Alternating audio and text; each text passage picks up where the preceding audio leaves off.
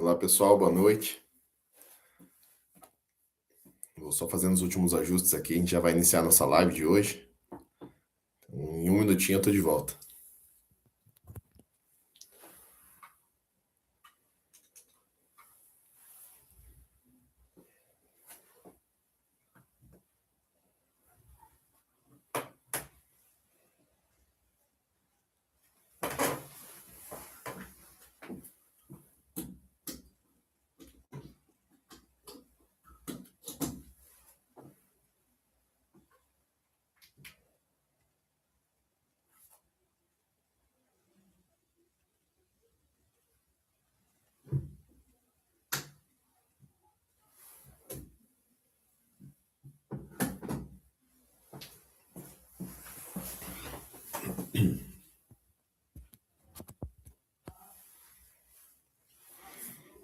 Bem pessoal, tudo bem?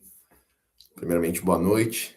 Eu sou o Dr. Rômulo Gaudêncio, sou médico, residente de cardiologia na UFSM e um dos instrutores do TVA e também do curso de ventilação mecânica da LapMed. E hoje é a nossa primeira live aqui no YouTube, então agradeço a presença de quem já está aqui conosco. Essa live ela vai ficar um tempo disponível aqui no YouTube, depois ela irá também para a nossa plataforma, para o LapMedFlix, que é a nossa plataforma de ensino médio continuado. E o que eu gostaria de conversar com vocês hoje? A nossa proposta de hoje é conversar sobre a ventilação mecânica, o que eu vou fazer nos primeiros 5 minutos que o paciente começa a dessaturar. Então, essa é uma dúvida muito frequente, uma coisa que a gente acaba enfrentando quando trabalha numa emergência, trabalha numa UTI, trabalha num cenário. Então, sugiro a vocês que imaginem comigo essa cena. O paciente chega, você está de plantão, ele está grave, está em rebaixamento de sensório, está desaturando. Você faz uma avaliação clínica e observa que vai ter que fazer uma intubação. Você decide intubar, você já fez o TVA, já tem o conhecimento técnico para isso também. Decide a intubação, organiza a equipe, prepara o material, prepara a medicação, prepara o paciente, posiciona o paciente melhor, intuba e confirma o posicionamento do tubo. Um checklist rápido ali do SWAP. Fez a intubação, o tubo passou. Você estava numa UTI, tinha então um capnógrafo, você conectou o paciente no ventilador e a saturação do paciente, depois de 5 minutos, começa a cair. Então, após aquela pré-oxigenação inicial ali que estava 100%, você conectou ele no ventilador e essa saturação começa a cair. 99, 98, 95, 90. O ventilador, ele começa então a apitar os alarmes, a alarmar.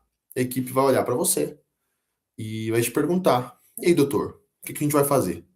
Vamos aumentar o oxigênio? O que você vai fazer primeiro nessa situação? O que a gente tem que pensar? Você vai mexer no ventilador? Você vai desconectar o paciente do ventilador, vai ventilar ele pelo ambu? Você vai aumentar a PIP? Vai aumentar a FiO2? Vai aumentar a sedação? Vai chamar uma ajuda? Vai fazer uma drenagem de tórax, uma tórax-centese de emergência, considerando que esse paciente ele fez um pneumotórax? Ou será que o problema está no tubo? Tem alguma coisa errada ali com o seu tubo ali depois da passagem? Essa é uma das situações mais desconfortáveis que a gente vai enfrentar na emergência, porque nesse momento não basta ter entubado certo. O paciente ele vai depender da capacidade clínica do médico que está ali com ele de avaliar o que está acontecendo, o que pode ser feito para que esse paciente melhore, o que pode ser feito para que esse paciente ele sobreviva a esse quadro clínico que está se apresentando. Então, já vi que tem algumas pessoas entrando na live, obrigado pela presença, pelos minutos de atenção. Quero aí deixar um convite para quem quiser se manifestar no chat. De 0 a 10, qual seria o seu nível de segurança para conduzir hoje um paciente que começa a dessaturar durante o plantão? Essa nossa live de hoje, eu não consigo transformar ela num curso completo de ventilação mecânica. Isso é impossível. Mesmo que a gente procure falar o máximo possível, não tem como em 40 minutos eu dar um curso de ventilação mecânica que vai conseguir resolver todos os problemas do paciente. Mas o que a gente quer mostrar aqui é uma forma de estruturar o seu pensamento pós-intubação, logo imediatamente, mas também vai se aplicar a outros contextos. O que eu posso fazer para quando esse meu paciente que está intubado começar a dessaturar? A proposta aqui é simples. antes de sair mexendo nos botões, antes de chamar o fisioterapeuta, a gente tem que responder uma pergunta. Essa dessaturação que está acontecendo com o paciente, ela é por causa de um problema no tubo, no circuito da ventilação, no ventilador, nos pulmões ou na hemodinâmica. Então, são 5 itens ali que a gente traz como um checklist inicial na reflexão que a gente tem que lembrar e que muitos médicos se perdem. Porque o ventilador, ele não é só uma máquina que está entregando ar, está entregando oxigênio para o paciente. Ele está mostrando mais coisas e é necessário que o médico que está fazendo o plantão na emergência, que é o médico que fez a intubação, que assumiu a responsabilidade pela vida desse paciente nesse momento, seja capaz de avaliar e tomar uma conduta baseada nisso. Então é muito importante que o médico que está realizando a intubação, fez a intubação, saiba também fazer essa avaliação e manejar esses primeiros minutos, esse período que o paciente ele pode estar mais crítico, dessaturando mais, onde ele pode apresentar uma piora clínica importante, pode vir a ter uma parada cardiorrespiratória, se eu não tomar a conduta correta nesse momento imediato. Uma coisa que a gente observa muito e que eu mesmo tenho comigo ali, cada vez mais a gente busca mudar, é que quando o tubo passa, quando a gente faz ali a laringoscopia, enxerga as pregas vocais, observa a passagem do tubo pelas pregas vocais e intuba, a gente tem uma sensação de segurança que é falsa muitas vezes. Não é porque o paciente está entubado que o pior já passou. Muitas vezes não. Muitas vezes isso vai ser só o começo, né? E na emergência, esse paciente ele pode começar a desaturar por muitas razões que, se eu não estiver atento, eu não vou conseguir identificar e nem muito menos tratar. Esse tubo ele pode estar, por exemplo, como sendo uma causa de desaturação, uma intubação seletiva. Então, na hora de passagem do tubo, eu introduzi demais esse tubo. Esse tubo ele não está localizado na traqueia ou no bronco-fonte, ele está no bronco-fonte, perdão, ele está no bronco-fonte, não no bronco principal. Então, ele não consegue ventilar o outro hemitórax, isso vai fazer com que ele tenha uma dessaturação, porque metade do pulmão, às vezes mais do que isso, não está ventilando. Esse paciente ele pode ter feito uma extubação acidental. Então, por exemplo, esse paciente ele foi ser mobilizado, ele fez a intubação, foi ser levado para a tomografia. Esse tubo ali estava muito seletivo, estava alto, por exemplo, muito próximo às pregas vocais. Deram uma tracionada de leve, o tubo ainda parece estar na boca do paciente, mas na verdade ele já está acima da epiglote, já está ali na cavidade oral dele, apesar de fixado. Isso pode fazer com que a gente nem reconheça que esse paciente foi estubado. Pode ser que esse paciente está apresentando um broncoespasmo. Então, esse paciente que acabou de ser entubado, ele está ventilando mal, ele vai estar sibilando muito, pode estar com muitos roncos ali que podem dificultar. Então, o paciente foi entubado, por exemplo, no contexto de uma pneumonia, onde o pulmão dele está cheio de secreção, cheio de exudato proteico ali das bactérias. Isso pode fazer com que a gente tenha dificuldade na ausculta. E aí, eu começo a ouvir, além dos roncos, começo a escutar sibilos, começo a ver que existe resistência na entrada do ar para esse paciente. Então, também pode ser uma causa de saturação mais imediata ali no contexto dessa intubação. Esse paciente ele pode estar fazendo um pneumotórax. Então, por exemplo, se eu usei um fio guia de maneira inadvertida, eu coloquei esse fio guia além do olho de Murphy, na hora da passagem ali do tubo, posso ter causado uma laceração de traqueia, posso ter causado uma laceração esofágica também, isso está fazendo uma fístula traqueoesofágica, e isso está fazendo um pneumotórax. Posso causar um pneumotórax também pela própria ventilação, por estar ventilando com muito oxigênio. Tudo isso eu posso estar realizando ali, causando no paciente, se eu fizer uma intubação, fizer a ventilação dele de maneira inadvertida, não respeitando os valores de proteção, a ventilação mecânica protetiva, como a gente chama. Eu posso ainda estar observando uma autopip, ou seja, um paciente que ele está retendo gás carbônico. Cada vez que ele inspira, ele recebe, por exemplo, 400 ml de ar, né, de volume de oxigênio ali, e quando ele expira, ele pode estar eliminando somente 300, por exemplo, pode estar tendo uma retenção de 100 ml. A cada ventilação, isso vai se acumulando até que no final esse paciente esteja fazendo uma autopip, ele perde a capacidade de troca gasosa, esse paciente começa a acumular ar, começa a tornar mais difícil a ventilação, vai ficando mais acidótico também, porque esse CO2 não está sendo exalado. O paciente ele pode estar fazendo uma telectasia, pode estar fazendo um edema agudo de pulmão que ainda não se resolveu, ou que teve uma piora hemodinâmica por um choque cardiogênico relacionado à minha intubação, um infarto pela-intubação, ou mesmo uma piora de congestão num contexto de um paciente que já tinha uma ICFR e que eu, por pressões muito elevadas na via aérea, eu piorei esse quadro de insuficiência cardíaca dele, eu agudizei esse processo, também pode ser uma causa. O paciente ele pode, como eu já introduzi, estar apresentando um choque pós-intubação por conta dessas pressões que estão sendo submetidas à via aérea dele, que apresentam repercussão hemodinâmica. Pode ser que esteja um ajuste que no ventilador esteja inadequado. Então, a pressão inspiratória que eu programei não está sendo suficiente para ele ventilar. Pode ser que o volume corrente que eu programei foi feito com um peso errado, então não botei o volume que ele necessita para esse volume ventilar. E aí que vem o ponto central. Se eu não tenho método de análise, todas essas causas parecem a mesma coisa. O monitor vai mostrar a saturação caindo, o ventilador vai estar apitando, a equipe de enfermagem vai estar tensa, vai estar nos perguntando, nos questionando, e é nesse momento que eu preciso ter um raciocínio rápido.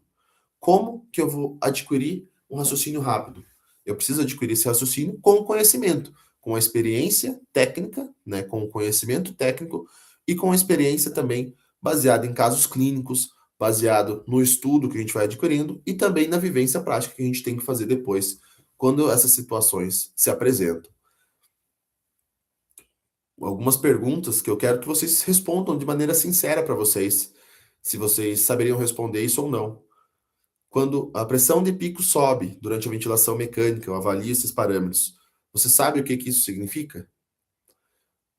Se a pressão de platô estiver normal, isso pode causar algo de ruim para o paciente? O que pode acontecer se a expiração for incompleta em relação ao volume inspirado? Eu sei o que isso significa também? E se o problema não for a oxigenação do paciente, mas a perfusão pulmonar, por exemplo? O que eu devo fazer se, ao aumentar a PIP, o meu paciente piorar? Uma outra pergunta que eu trago como provocação para vocês é: e se eu sedar mais, não resolver a sincronia, o que eu vou fazer? Essas perguntas, elas são um pouco capciosas, são perguntas um pouco complexas mesmo, mas que não são nada de outro mundo. Não é necessário um conhecimento mágico, ser um ultra especialista em ventilação para saber.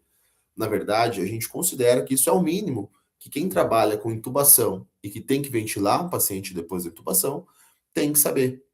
A ventilação mecânica, ela não é decorar parâmetro.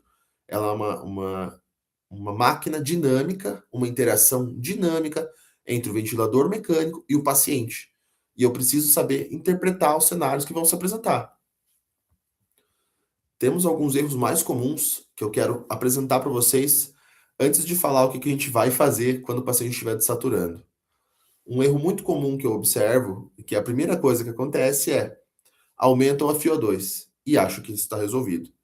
Então, eles vão lá, aumenta a fração inspirada de oxigênio, vai aumentar a oferta de oxigênio puro, mas eu não estou resolvendo, muitas vezes, a causa que causou essa dessaturação. Por exemplo, se esse paciente estiver com uma telectasia, se esse paciente estiver fazendo autopip, se esse paciente estiver recebendo um volume de oxigênio insuficiente, daqui a pouco essa FiO2 que eu aumentei não vai ser o suficiente. Então eu preciso sempre perguntar, por que esse paciente está desaturando? Isso é o básico que eu preciso fazer essa pergunta. O segundo erro que eu observo, que é feito algumas vezes, é mexer na PIP do paciente sem saber o motivo. A PIP é um mecanismo que a gente tem que nos auxilia muito no manejo de algumas entidades clínicas, principalmente edema agudo de pulmão, paciente que está apresentando um DPOC exacerbado, uma crise de SARA grave, né, principalmente a SARA grave, aquela paciente que tem uma relação entre a pressão arterial de oxigênio e a fração inalatória de oxigênio menor do que 100. Isso tudo eu necessito avaliar, preciso saber avaliar para reconhecer que eu preciso aumentar a PIP ou reduzir a PIP. Também o paciente, por exemplo, pós-intubação, ele pode estar tendo uma piora hemodinâmica. Por vezes, essa piora hemodinâmica ela é secundária a um aumento da PIP. Então, uma PIP muito elevada vai fazer uma hiperinsuflação do pulmão. Esse pulmão que está hiperinsuflado, ele pode causar uma constrição no coração. Essa constrição no coração, ela vai reduzir retorno venoso, ela vai reduzir retorno venoso para o ventrículo direito. Então, compressão da veia cava, chega menos sangue para o ventrículo direito. Quando o coração, o ventrículo direito vai ter sua contração e mandar o sangue para a artéria pulmonar para que aconteça as trocas gasosas no pulmão, para ter a hematose, esse pulmão não vai estar recebendo sangue, porque existe também uma pressão nos alvéolos que reduz a pós-carga venosa. Então, tem uma redução na pré-carga, uma redução na pós-carga do ventrículo direito, e posso ter também uma redução na pós-carga do ventrículo direito, também por resistência. Então, é mais difícil para que ocorra durante a sístole a expulsão do sangue pela via de saída do ventrículo esquerdo, ou seja, pela aorta, porque existe uma constrição externa. Isso pode fazer com que isso reduza a pós-carga ali, dificulte a saída de sangue do coração direito. E isso, do coração esquerdo, desculpa. E isso pode causar uma piora hemodinâmica. Então, muitas vezes, só aumentar a PIP ou só reduzir a PIP não vai resolver o meu problema. É muito importante que eu tenha esse conhecimento e que eu identifique que por vezes, pós-intubação, se eu não usei drogas que pioram a hemodinâmica do paciente, ele não estava instável, ele não estava beirando a instabilidade hemodinâmica, ele piorou, pode ser que seja por causa da ventilação mecânica. Um terceiro erro comum é achar que todo problema de alarme é um problema do ventilador. Então, o ventilador começa a apitar, eles vão lá, apenas silenciam o botão do alarme, considerando que o ventilador está com algum erro, algum defeito. E muitas vezes não. Na verdade, o ventilador muitas vezes está avisando que tem um problema no paciente, no próprio tubo ou no circuito de transmissão do oxigênio. Então, isso a gente tem que considerar também. Um quarto erro, e isso talvez seja o mais frequente, e que é um dos que podem ser mais deletérios, é achar que eu preciso sedar mais todo paciente que está brigando com o ventilador. O paciente que briga com o ventilador, ele está me dando sinais que alguma coisa está inadequada no seu tratamento. Então, ele vai estar apresentando assincronias, como uma sincronia de duplo disparo, que é quando o paciente ele começa a apresentar uma segunda inspiração, quando já houve o gatilho inspiratório do próprio ventilador. Então, ele vai fazer um gráfico que parece uma torre secundária, ali ele parece um chapéu, digamos assim, e até eu não consigo desenhar aqui, talvez seja uma sugestão para umas próximas lives a gente pensar nisso, mas uma sincronia como essa, ele pode ser um sinal de que o paciente está com fome de ar, que ele está precisando de mais oxigênio. Eu vou compensar essa sincronia ventilando mais, oferecendo um volume corrente maior, oferecendo uma frequência respiratória maior, de modo que eu aumente o volume de oxigênio que chega por minuto para esse paciente. Então, é um manejo que eu posso fazer. A sincronia ainda pode ter relação com dor, com às vezes com sedação inadequada, com volumes inadequados, com essa pressão que está inadequada, o fluxo inspiratório, o tempo inspiratório pode estar muito curto, então por vezes eu vou precisar aumentar o tempo inspiratório para ter tempo de fornecer o oxigênio que esse paciente precisa. São mecanismos que eu tenho para avaliar e corrigir esse tipo de assincronia. Por exemplo, o paciente também está com uma acidose importante ou está com uma hipoxemia, a tendência natural do nosso organismo, por estímulo do tronco cerebelar, é que a gente aumente a frequência respiratória para poder receber o volume, ou aumentar a frequência respiratória para expirar mais e eliminar esse CO2, eliminar esses componentes ácidos da ventilação. Se eu só cedo mais no meu paciente, eu posso estar apagando o sinal, esse alerta que o corpo está me dando de que ele precisa de algum ajuste na sua ventilação. Então é muito importante que eu tenha esse cuidado e não só cede mais, que eu faça essa avaliação antes de pensar em ceder mais. Um quinto erro que pode acontecer é chamar ajuda sem organizar bem o caso. Então, se eu chamo ajuda, eu preciso chamar ajuda. Isso é muito importante, né? Para o desfecho do paciente, para a nossa segurança, como médico, para a segurança do paciente também. Se tem um problema grave, um problema que eu não tenho como resolver, eu não sei resolver, eu preciso, de alguma maneira, procurar um auxílio. Mas eu preciso saber, antes de chamar qualquer outra pessoa, um pouco do que está acontecendo com o meu paciente. Porque senão eu vou virar até mesmo piada ali para outra equipe, para o fisioterapeuta, para outro médico, quem for. E acho que nenhum de nós quer isso, né? Então, o paciente está desaturando, eu preciso tentar identificar se a pressão de pico está alta, se a ausculta do paciente mudou, se eu tenho uma suspeita de broncoespasmo, se eu tenho uma suspeita de obstrução. Isso vai mudar completamente a qualidade da resposta dessa equipe que eu estou chamando para me auxiliar. Então, é muito importante que eu faça esse reconhecimento. Antes de chamar ajuda, eu tento identificar o que está acontecendo, vou reexaminar meu paciente, vou avaliar ele de maneira rápida. Se ele está desaturando de maneira crítica, já vou desconectar ele do ventilador, já vou começar a ambusar para fornecer oxigênio e resgatar esse paciente. Porque senão, talvez eu não tenha tempo de resgatar, o paciente tem uma piora hemodinâmica e, tendo essa piora hemodinâmica, ele venha ter uma parada cardiorrespiratória. Vou respirar um pouquinho aqui, às vezes eu me empolgo e falo bastante rápido. Eu quero agradecer quem já está aqui conosco, né? Já vi que já entraram mais algumas pessoas também, deixaram like ali. Quem puder, deixa o like, que isso ajuda bastante. Parece bobagem, mas realmente entrega mais para o YouTube ali, para as nossas redes sociais.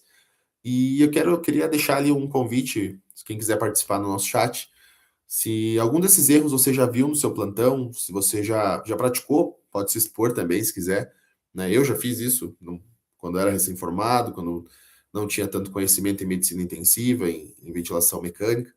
Então, vocês já viram paciente só aumentar a FiO2, vou reduzir ou aumentar a PIP sem muito critério, sem saber qual que é o objetivo que eu quero com esse ajuste. Vou só sedar mais o paciente, ou mesmo usar um bloqueador neuromuscular para que o paciente ele pare de me atrapalhar ali e respeite o que eu coloquei. Né? Então, algum de vocês já viu isso? Gostaria aí de ter uma participação. Para daí, então, a gente começar agora a falar como que a gente vai organizar essa avaliação à beira-leito na hora de planejar esse manejo do paciente, essa segmento, essa avaliação de quando o paciente está desaturando. Então, quando o paciente está desaturando e eu acabei de entubar, ou ele já está entubado há algum tempo, eu quero que vocês organizem esse pensamento em 5 grandes blocos: tubo, circuito, ventilador, pulmão e hemodinâmica.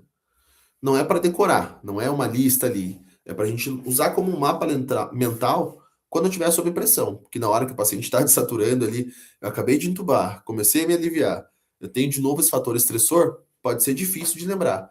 Então, eu quero que vocês levem aí para vocês que eu tenho que pensar em 5 coisas: tubo, circuito, ventilador, pulmão e hemodinâmica. Vamos lá? Vamos começar pelo tubo. Então, o tubo, ele pode ser uma armadilha para o paciente e para o médico também, que não identificar alguns problemas. Nem todo tubo que passou bem continua bem posicionado por minutos depois. Então, uma das coisas que eu mais preciso me lembrar de avaliar é: esse paciente ele está com tubo seletivo ou esse paciente ele está com o tubo bem colocado ainda. Então, eu vou auscultar de novo esse paciente. Quero ter certeza que esses pulmões estão recebendo oxigênio de maneira simétrica. Esses são os erros mais comuns. Por quê? Porque esse paciente crítico ali, acho que todo mundo que já fez plantões observou, ele está sempre sendo movido. Ah, vamos ajeitar na maca, vamos subir ele um pouquinho, vamos abaixar, vamos levar a cabeceira. Isso tudo pode fazer com que esse tubo seja deslocado. Então, eu preciso fazer essa avaliação. O tubo está seletivo? O tubo está no local correto? Bom, tá. O que eu preciso avaliar? Esse tubo, ele está com secreção espessa? Se esse tubo está cheio de secreção, eu preciso aspirar. Eu não posso aguardar esse paciente desaturar mais, por vezes chamar fisioterapeuta para aspirar. É importante que a gente tenha uma noção básica de como fazer essa aspiração. Ou enfermagem ali, ter material de aspiração pronto. Lembra lá na preparação, lá da intubação, eu já deixei esse material pronto. Então é agora que eu vou utilizar. Eu preciso ter esse material pronto para aspirar, por quê? Porque o paciente está desaturando por isso. Então eu preciso tirar a secreção da via aérea, permitir que ele tenha troca gasosa, que ele tenha superfície de contato dos alvéolos com o ar para que exista essa troca gasosa. Então muitas vezes vou ter que aspirar se tem muita secreção. Se eu não reconheço isso, eu vou ficar ali brigando com o ventilador, sendo que o problema é no tubo e no paciente. Então eu preciso muitas vezes reconhecer rapidamente se esse problema está ali no tubo. É primordial que eu tenha esse reconhecimento, tá? Outra coisa que eu preciso checar: esse tubo tá com balonete insuflado? Será que eu não furou esse balonete na hora da passagem? Ou porque eu coloquei muita pressão na hora de insuflar ali, não observei, e depois ele perfurou? Ou ele raspou num dente séptico do paciente ali que já estava fraturado, rasgou na hora da passagem? Ou não abri bem a boca do paciente, ele rasgou no dente na hora da passagem? Tudo isso eu vou avaliar ali em 10, 15, 30 segundos e já vou tomar uma conduta baseado nisso. Vou posicionar, vou aspirar de novo secreção, tudo isso eu vou fazer, certo? O segundo item que eu tenho que checar é o circuito. Então, me parece básico, mas no caso da emergência, muitas vezes é o básico que vai me salvar. Eu preciso ter esse conhecimento ali e usar isso. Então, antes de pensar que esse paciente ele está piorando ali por falta de parâmetros ventilatórios, que eu já programei rapidamente ali no meu parâmetro básico, digamos assim, eu preciso me checar se o ar está chegando no paciente. Então, eu vou checar ali se o tubo está conectado no ventilador. Parece bobagem, mas isso é mais comum do que parece. Esqueceram de conectar. Ou está tendo algum escape, está tendo algum alarme ali no ventilador que está me indicando que está existindo algum escape aéreo desse ventilador. Ou, por exemplo, ali, o tubo está dobrado, ou alguma conexão dele está dobrada, ou o paciente ele está despertando ali, ele está mordendo o tubo, e isso faz com que entre menos ar. Isso vai fazer com que o paciente receba menos volume. Isso vai aumentar a pressão na via aérea, isso vai me dar alarmes do ventilador que podem me guiar na hora de fazer esse ajuste. Então, muitas vezes, o problema parece grave, mas na verdade é só um problema na conexão ali que está com mau contato, mau encaixe, ou uma dobra no tubo, ou no filtro ali que também não foi bem colocado, e está tendo um escape aéreo. Isso vai me indicar que esse paciente pode estar tendo uma perda ventilatória por isso. O terceiro ponto que a gente tem como ponto crítico é o ventilador. E muitas vezes a gente começa pelo ventilador e esquece do paciente. Na verdade, ele tem que ser avaliado depois que eu garanto que o tubo está ok e que o circuito está ok também. Então, nesse momento que eu vou olhar ali para os parâmetros ventilatórios. O ventilador, ele está conseguindo entregar aquilo que eu programei que ele entregue?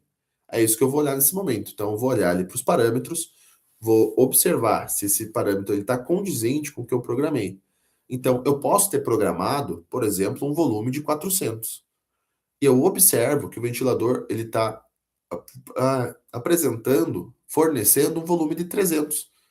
Então, esse é o momento que eu tenho que tentar identificar se está tendo uma falta ou um excesso de alguma coisa. Esse é o momento que eu vou observar as curvas do ventilador, as pressões que o ventilador está oferecendo, resistência pulmonar, complacência pulmonar, presença de assincronias. Isso eu não vou conseguir entrar sobre interpretação dessas curvas, na pressão do platô, nessas assincronias, porque isso faz parte de um treinamento completo. Mas o que eu quero deixar hoje é essa introdução, né? Eu preciso saber interpretar pressão de pico, pressão de platô, driving pressure, para poder conduzir bem a ventilação mecânica. Se eu não tenho esse conhecimento, se eu não conheço esses fatores, eu estou interpretando ventilação mecânica no escuro. Eu estou dando oxigênio ali, sem respeitar muitos dos parâmetros que são muito necessários para um ajuste adequado da ventilação mecânica. Um ajuste seguro, um ajuste como dizem que os guidelines dizem que deve ser. Então eu preciso muito ter esse conhecimento e aplicar esse conhecimento. E é nesse momento que a gente vai avaliar. Primeiro o tubo, depois o circuito, por terceiro o ventilador e as suas curvas. O quarto ponto que a gente vai avaliar é propriamente o pulmão. Então, aqui vai ser muito do raciocínio clínico do médico. Ele vai pensar sobre o que está acontecendo com a doença de base do paciente, o que levou esse paciente a ser entubado, a tá passando por esse momento ali, a necessidade da ventilação mecânica. Eu vou integrar a ausculta do paciente, vou avaliar a expansibilidade torácica, vou avaliar as pressões do ventilador, são pressões normais, está entre 12 a 20 de pressão, ou estou necessitando de pressões mais elevadas, porque esse paciente, por exemplo, está apresentando uma SARA grave, um pulmão que está completamente ectasiado, ou é um paciente que está com uma pior hemodinâmica, qual que é o contexto clínico? Eu preciso saber pensar sobre esse tipo de caso na hora. Eu quero deixar de pergunta para vocês também. Se o meu paciente está desaturando e a pressão na via aérea sobe, eu vou pensar em broncoespasmo, ou em secreção, em pneumotórax ou no pulmão com complacência reduzida. Eu deixo essa provocação para vocês, a resposta vai estar no nosso curso. O quinto ponto que a gente traz é justamente o ponto de vista hemodinâmico. Então, eu preciso saber se a saturação desse paciente está caindo porque o pulmão não está oxigenando, então foi opa, então, se o pulmão não está oxigenando, que foi esse quarto fator que a gente avaliou, ou porque a circulação do paciente está piorando, está colapsando. Então, o meu coração já não consegue mais entregar sangue para o meu pulmão para que exista a ventilação, que também pode ser uma causa, né? A oxigenação e a perfusão, elas caminham juntas. Se eu só olhar para a saturação, eu posso estar perdendo a avaliação, a observação do que o meu paciente está entrando em choque. Então, eu preciso fazer essa avaliação um pouco antes que isso tudo aconteça, né? Então, eu trago aqui uma proposta de um caso clínico para a gente discutir, para a gente pensar um pouquinho juntos. Vou pedir licença e vou ler, porque eu não consigo decorar um caso assim também. Mas pensem comigo, um paciente masculino, de 68 anos, DPOC, então tabagista com uma carga tabágica intensa, procurou atendimento, chegou com uma dispneia intensa, rebaixamento de sensório, uso de musculatura acessória e exaustão respiratória. Então, tomei a decisão de intubar. Tem todos os fatores ali para que ele tenha uma insuficiência respiratória e necessite ser intubado. Intubei sem intercorrências, ele foi conectado ao ventilador. Alguns minutos depois, a saturação começou a cair, caiu para 84, a pressão arterial caiu para 80 por 50, então uma PAM ali de 65, em torno disso. O ventilador começa a alarmar que a pressão está alta, o tórax parece um pouco hiperinsuflado e a expiração está incompleta. O que eu vou fazer agora? O que eu tenho que identificar agora? E aqui tem uma armadilha que muita gente vai pensar imediatamente ali. Bom, tá hipotenso, preciso dar mais oxigênio, né? Tá desaturando, preciso dar mais oxigênio. Então, vou aumentar a PIP, vou aumentar a FO2, você dá mais. Será que isso é o caminho? Será que esse paciente está fazendo uma hiperinsuflação dinâmica? Será que tem alto PIP? Será que a frequência respiratória está muito alta? Será que o tempo respiratório está curto? Será que o volume corrente está inadequado? Será que a queda dessa pressão tem relação com ventilação ou é com algum outro fator? Eu quero que você me responda mentalmente. Se você tivesse nesse plantão, você saberia exatamente em qual parâmetro mexer primeiro? E esse que é o ponto. A emergência, ela não espera você abrir o livro. E o ventilador também não vai tentar, tentativa e erro sem raciocínio. A gente não consegue tomar uma decisão correta nesse caso, sem que a gente tenha um pouco de conhecimento a mais. Então, eu não vou conseguir abrir aqui todo o manejo ventilatório do DPOC, porque também é um tema que tem que ser treinado com profundidade, com mais tempo. Também não quero que você saia daqui com essas dúvidas. Ventilar um paciente com DPOC, ele não vai ser igual a ventilar um paciente com asma, não é igual a ventilar um paciente com uma síndrome de desconforto respiratório agudo do adulto, não é igual a ventilar um paciente com edema agudo de pulmão. Nesse nosso caso clínico, só para a gente dar uma pincelada, eu preciso identificar primeiro. Esse paciente, será que o tubo dele está com problema? Então, a primeira coisa que eu faria é a avaliação do tubo. Será que o circuito está tendo algum escape? Me parece que não, né? Será que esse tórax ele parece hiperinsuflado? Então, talvez esse paciente esteja fazendo um pneumotórax, então ele está retendo oxigênio, né? Provavelmente por esse nosso caso clínico, parece ser um pneumotórax. A conduta para esse caso seria uma toracocentese de alívio, uma toracocentese de urgência, para depois uma drenagem de tórax e a manutenção da ventilação mecânica. Eu preciso identificar o exame físico, os sinais clínicos, para tomar uma decisão correta mediante o paciente que se apresenta. Eu não tenho tempo nesse tipo de paciente, por exemplo, de aguardar um raio-x. Eu preciso, pelos parâmetros clínicos, pelas pressões na via aérea, pelo exame físico, tomar uma decisão. Se eu não consigo fazer isso, pode ser que meu paciente não tenha tempo de aguardar. Pode ser que meu paciente ele tenha uma piora hemodinâmica, tenha uma parada cardíaca, como esse paciente já estava, parece, à beira de ter, certo? E até aqui, talvez você tenha percebido uma coisa. O paciente que ele desatura não é um problema simples, não é uma coisa, uma fórmula de bolo, né? E também ele não deve ser conduzido com tentativa e erro. Não, vou fazendo aqui, vou fazendo ali e vou avaliando o que pode dar errado. Tem um método para a gente fazer isso, tem uma sequência, tem uma avaliação do ventilador, tem a interpretação da pressão, das resistências, o ajuste da PIP, a escolha do volume, escolha da frequência respiratória, envolve o manejo das assincronias, envolve reconhecer a diferença entre hipoxemia, entre hipercapnia, envolve eu reconhecer as diferentes doenças pulmonares, DPOC, SARA, asma, edema agudo de pulmão, paciente crítico, pneumonia. Eu preciso conhecer o que cada um desses pacientes demanda na sua ventilação para que eu possa ventilar ele de maneira adequada. Então aqui entra uma pergunta muito importante. Você realmente domina a ventilação mecânica ou você só sabe uma receita de bolo? aqueles parâmetros iniciais. Porque saber colocar ali aquele parâmetro inicial, volume corrente, frequência, PIP, FiO2, isso é só o começo. O plantão, ele cobra muito mais que isso. O plantão, ele cobra interpretação, ele cobra decisão, ele cobra segurança quando o paciente piora, porque a gente não vai ter tempo de fazer. O ventilador, ele não é o problema. O problema é a gente não entender o que ele está tentando me mostrar. E é exatamente para isso que a LabMed Academy criou o curso de ventilação mecânica, porque a gente percebeu que muitos médicos que trabalham em emergência, pronto atendimento, sala vermelha, nas UPAs, eles até sabem entubar, acabam entubando ali, muitos agora estão fazendo TVA também, então estão saindo ainda mais preparados para fazer esse procedimento, mas ainda se sentem inseguros quando tem que manejar o ventilador ou acham que não é a sua responsabilidade técnica também fazer o manejo desse ventilador. E isso é uma insegurança, isso passa uma insegurança para a equipe, para o paciente, uma necessidade de correção que até então a gente ignora, né? A gente tem que reconhecer que o manejo da ventilação mecânica também faz parte da terapêutica do paciente, também faz parte da responsabilidade médica do médico que está assistindo esse paciente. Então, eu preciso reconhecer, preciso saber manejar quando que o paciente desatura, o que eu vou fazer, quando o ventilador alarma, o que eu vou fazer? Quando eu faço, o que que eu vou fazer quando as pressões intratorácicas estão aumentadas? O que que eu vou fazer quando o paciente está brigando com o ventilador? Quando a gasometria piora? Quando a PIP parece não funcionar?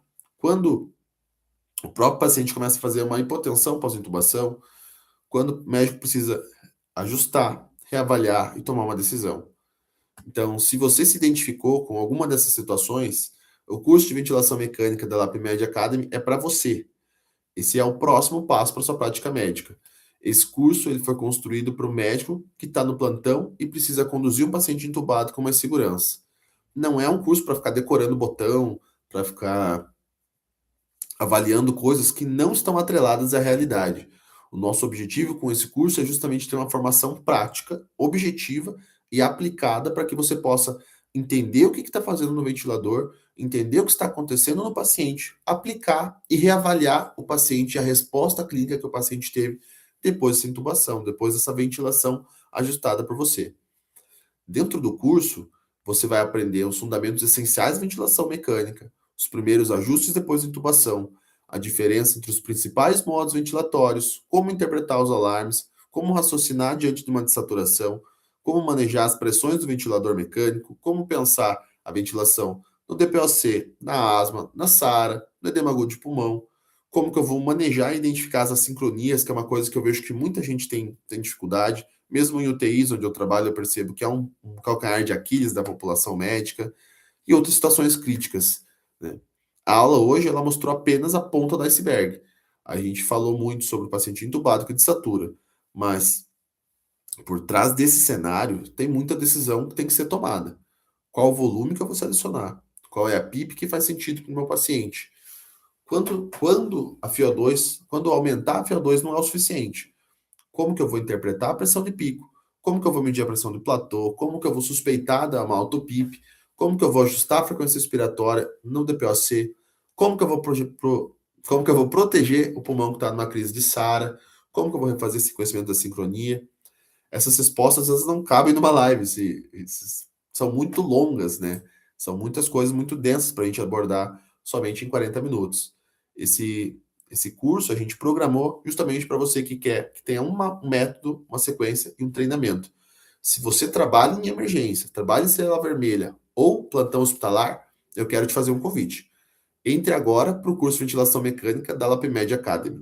Aprenda a conduzir a ventilação do paciente entubado com mais clareza, com mais segurança e com mais raciocínio clínico. No plantão, não basta saber ventilar. Perdão, no plantão, não basta saber entubar. Eu preciso saber ventilar. E quando o paciente começar a desaturar, a equipe precisa que você, médico, saiba olhar o paciente e tomar uma direção, tá?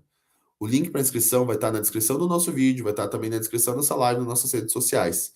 Garanta já a sua vaga no curso de ventilação mecânica e dê o próximo passo para a sua formação médico como médico de emergência.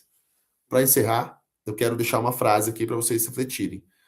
O ventilador, ele não deve ser uma fonte de medo para o médico, ele tem que ser uma ferramenta de decisão. Quanto mais você entender de ventilação mecânica, mais rápido você vai identificar o problema, mais seguro você vai conduzir a equipe e melhor você vai proteger o paciente. Então, isso é muito importante, né? No final das contas, o que a gente quer é o melhor desfecho para o nosso paciente. A gente tendo conhecimento sobre a ventilação e os ajustes que o paciente precisa, a gente vai estar fornecendo isso de maneira mais adequada. Então, eu quero agradecer pela presença e atenção de todos. Convido vocês para acessarem o link, conhecer o curso completo e nós nos vemos na próxima aula do LabMed Academy.